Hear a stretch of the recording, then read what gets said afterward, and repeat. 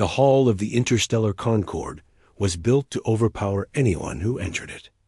Columns of silver alloy rose from polished marble floors, curving into a dome with an artificial sky that changed color with the cycle of the station.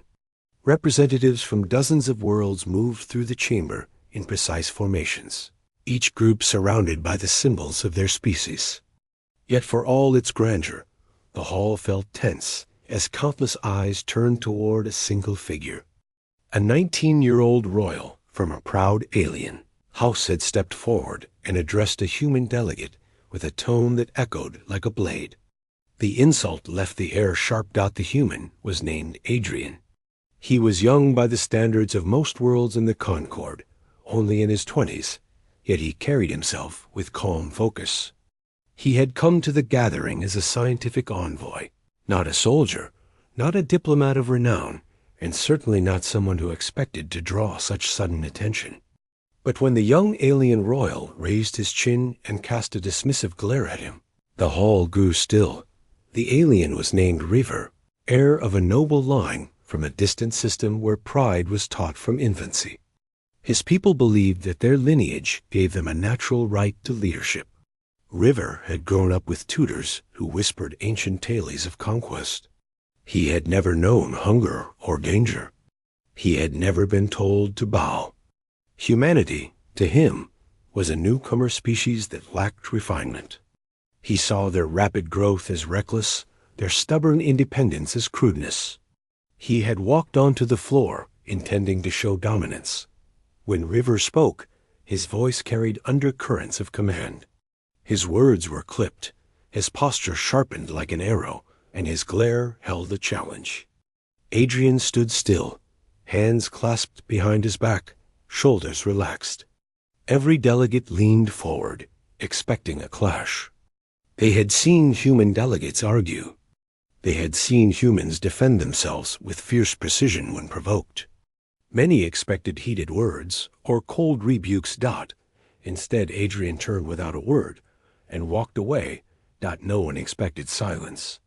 No one expected a human envoy to reject the stage so completely. For a moment, the hall was paralyzed. River blinked as it struck. His posture faltered. A murmur spread through the delegates. Some noted the human restraint. Others saw it as quiet confidence. A few saw it as an insult greater than any spoken reply. Adrian did not look back. He left the hall and made his way through the station corridors lined with holographic murals of founding treaties. Lights flickered in a soft rhythm above him. Automated drones drifted past in quiet patrol patterns. The station was a place of order, yet Adrian felt the stirrings of unrest ripple through it. He had not walked away out of fear. He had walked away because he saw no value in escalation. He knew his people had learned through history that words spoken in anger often cause more damage than weapons. VOVAR remained on the floor, unsettled. His attendants whispered behind him, unsure how to interpret the human response. His species valued power displays, and silence from a lower-ranked delegate confused him. He wondered if the human had dismissed him without recognizing his authority.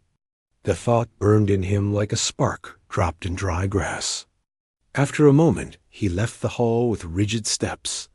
Later that cycle, Adrian sat in the human section of the diplomatic wing.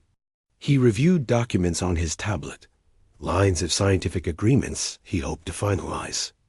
The room was small and simple, decorated with a single plant from Earth and a framed insignia of the human research fleet. He heard a soft chime as the door opened. River stepped inside. Adrian stood, but did not speak. River's expression was a mixture of indignation and curiosity. He walked closer, stopping at a respectful distance. His voice was quieter than before, though the sharpness remained. He asked why the human had walked away. He demanded to know whether the act had been a sign of disregard. Adrian replied with calm tone. He said he had no desire to trade insults. He had chosen peace, not surrender. He said that silence carried weight. He said that walking away had been a refusal to continue a cycle of pride. River frowned at this explanation. His upbringing had never prepared him for someone who refused to engage in the expected manner. He looked at Adrian as if trying to solve a puzzle. He said he saw humans as a species that rose too quickly, that pushed boundaries with reckless energy. He asked why Adrian spoke of peace when humanity had fought hard battles in their past. Adrian's answer was simple. Humanity fought because they had to, not because they wished to. He said that humans learned most from the moments when they chose restraint over conflict. He said that walking away was not weakness, but strength shaped by long history. He said his people had learned that pride often leads to destruction. River looked at him for a long moment. Something in his features shifted. His shoulders eased. He asked if all humans thought this way.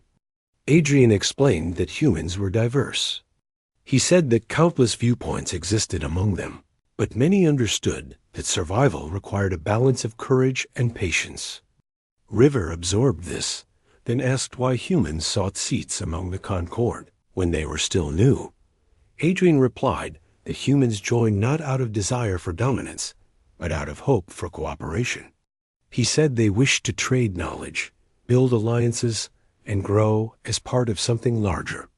River listened in silence, no longer brimming with arrogance.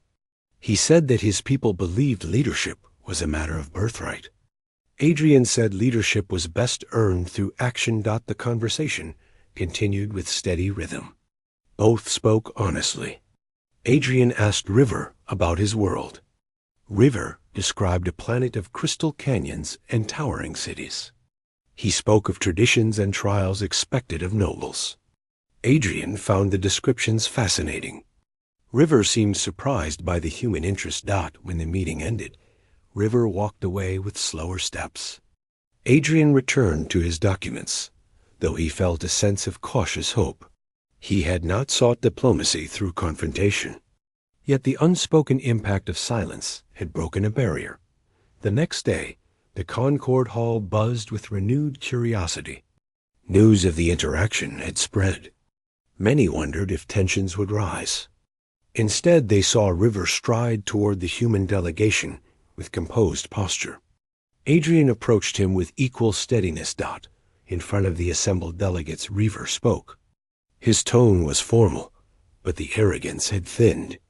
He said he had misjudged humanity. He said he had mistaken silence for disregard when it was discipline. He said he wished to pursue dialogue. Adrian bowed his head respectfully. The hall watched in astonishment. Negotiations followed. Adrian and River met often. Their discussions ranged from trade routes to research cooperation. River found himself challenged by Adrian's straightforward reasoning. Adrian found himself intrigued by River's structured logic. Over time, they forged understanding. Delegates from other worlds noted the shift. Some said it was small progress. Others said it was a turning point. During one meeting, Adrian invited River to a human research vessel docked at the station. The ship was sleek and compact, built for exploration rather than war. River walked through its corridors with bright curiosity. He studied the transparent screens and modular equipment. He listened as human scientists described experiments in stellar chemistry. He observed how humans worked together with seamless coordination. Adrian led him to the observation deck where a wide viewport overlooked a nebula. Streams of color moved across the void in slow currents. River stood in silence. He said his world held beauty, but this sight was unlike anything he had known. Adrian said space offered wonders to anyone willing to explore with open mind. River asked why humans pushed outward with such momentum. Adrian said humans were driven by desire to understand. He said they reached for the unknown, not for conquest, but for discovery. River considered this. He said his people sought certainty, while humans sought uncertainty. Adrian smiled at that observation. Their cooperation deepened. A joint research project formed between their worlds. Scientists worked side by side. Engineers compared designs. Cultural delegates exchanged traditions. River began to understand the value in humility. Adrian learned the importance of structure from River's methods. They challenged each other. They learned from each other. Their worlds took notice. Months passed. The Concord saw fewer disputes between their systems. Trade increased. Knowledge flowed.